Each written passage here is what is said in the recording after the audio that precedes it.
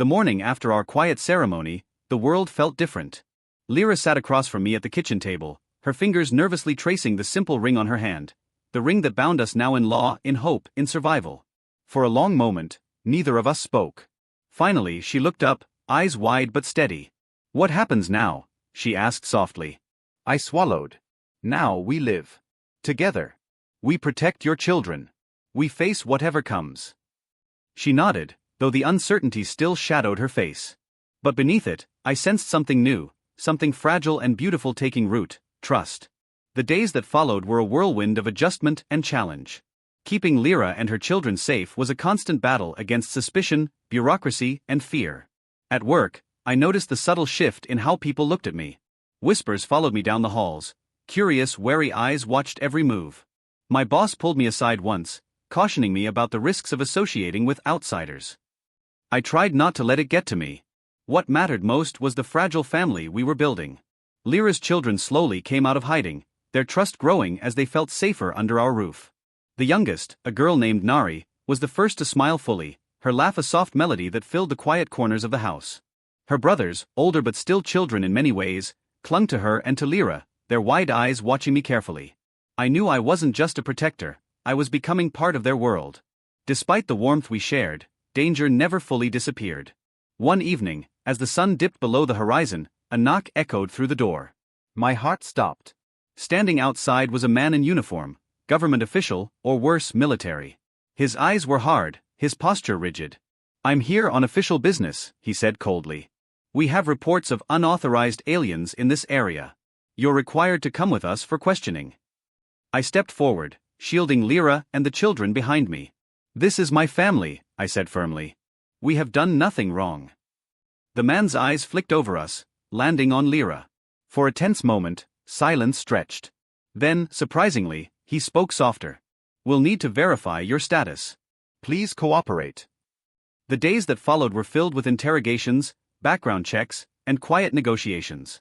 Our marriage, real, legal, was the shield that kept us protected, but it wasn't impermeable. Lyra's fear was palpable, but she stood tall, refusing to let them break her resolve.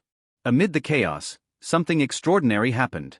Late one night, as the house lay silent, Lyra and I sat on the porch beneath the stars. The cool night air carried the scent of earth and hope. She reached for my hand, fingers entwining with mine.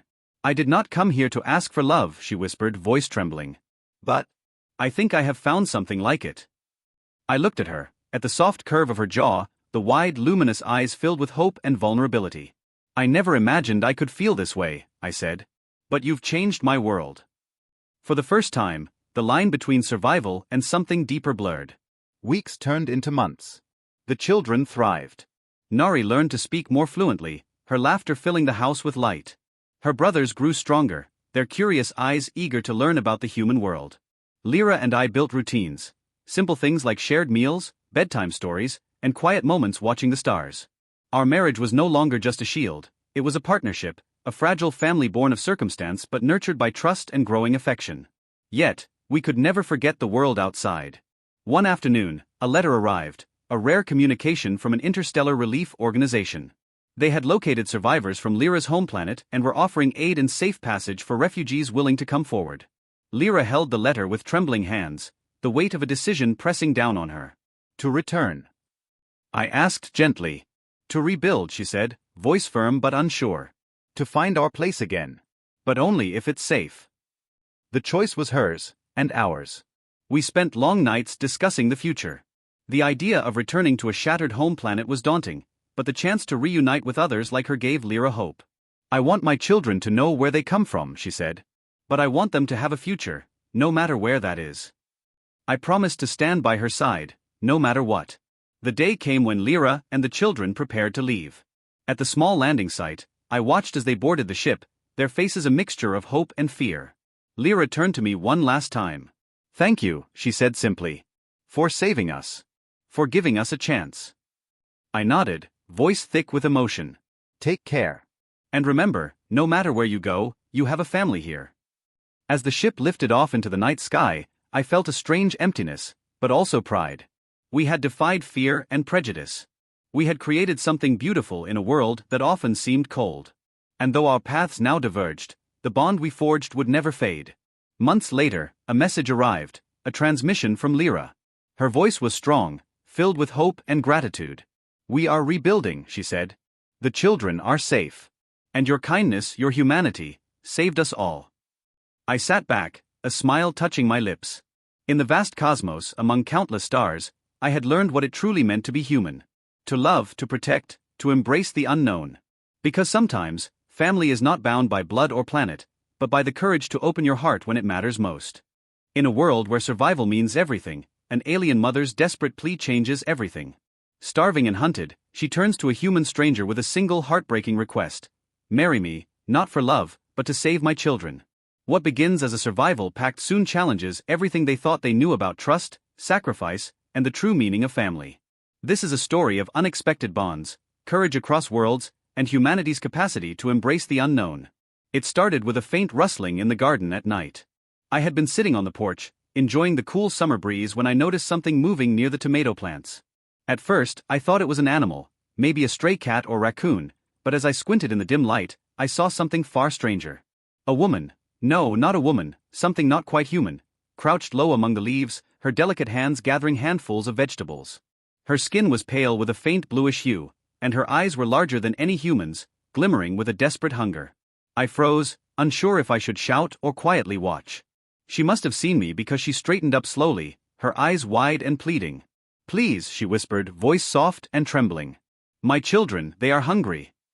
That moment shattered my world. I had never imagined I would meet someone like her, an alien, stranded and vulnerable, risking everything just to feed her family. The questions flooded my mind: who was she? Where had she come from?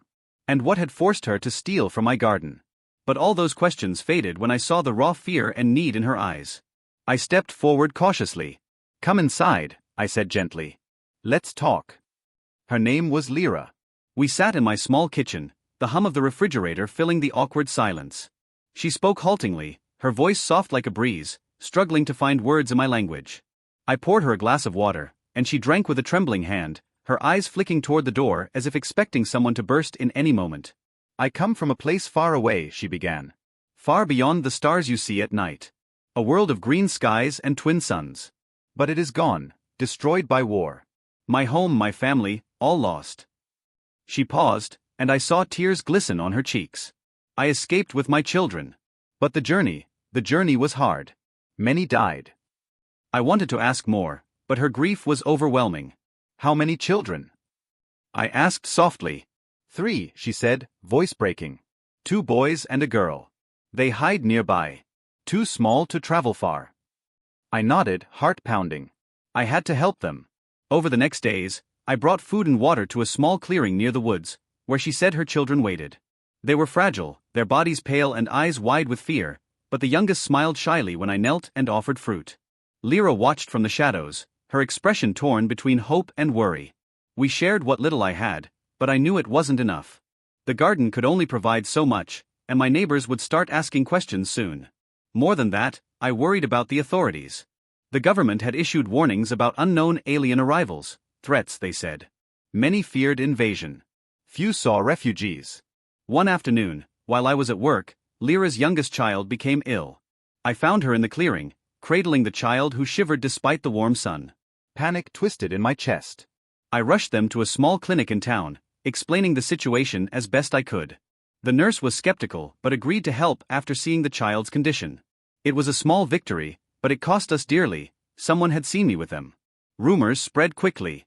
Whispers about the alien family reached my neighbors. Fear turned to suspicion.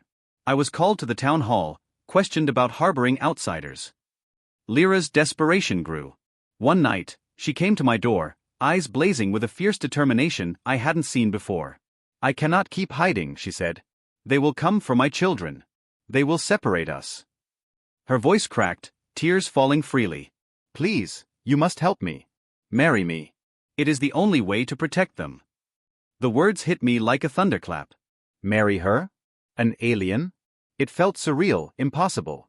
But as I looked into her eyes, I saw no trick, no manipulation, only a mother's fierce love and a will to survive. I took a deep breath. "Why me?" I asked quietly. "Because you are kind," she said simply. "Because you are human. Because together, we have a chance. I thought about the world outside, rules, laws, fear. And then about Lyra's children, fragile and lost, needing a protector. The decision was no longer about me. It was about humanity, what it means to help, to protect, to give hope. The following weeks were filled with preparations. We planned a quiet ceremony, something simple to make us legally connected. It wasn't love yet, not in the way most people understand it. It was survival, trust, and a promise. Lyra taught me about her culture, about how family meant everything to her people. She showed me a small charm she always wore, a symbol of protection and hope. I gave her a ring, simple but meaningful in our shared silence. Evenings became the hardest. I watched her struggle to adjust, to fit into a world that was alien and sometimes hostile. She studied human customs, practiced smiles in the mirror, and taught her children English words with tender patience. But beneath the surface, fear never left her. One night, as we sat under the stars, she whispered, "I am afraid. Afraid they will come and take my children away. Afraid this marriage will not be enough." I took her hand gently. "We'll face it together." Yet, danger loomed. Strange vehicles were seen near the woods. Military drones scanned the sky. I could see it in Lyra's eyes, the weight of uncertainty pressing down. And still, she held on to hope. The day of the ceremony arrived quietly, without fanfare. In a small town hall room, with just a few witnesses, I married Lyra, not just to protect her, but to embrace a future that neither of us could fully understand yet. As the official pronounced us husband and wife, I saw a flicker of relief in her eyes. The legal bond was our shield, a fragile promise in a harsh universe. That night, I lay awake, thinking about what we had done. It wasn't love yet, but it was something powerful, a beginning. And no matter what came next, I knew I wouldn't turn away.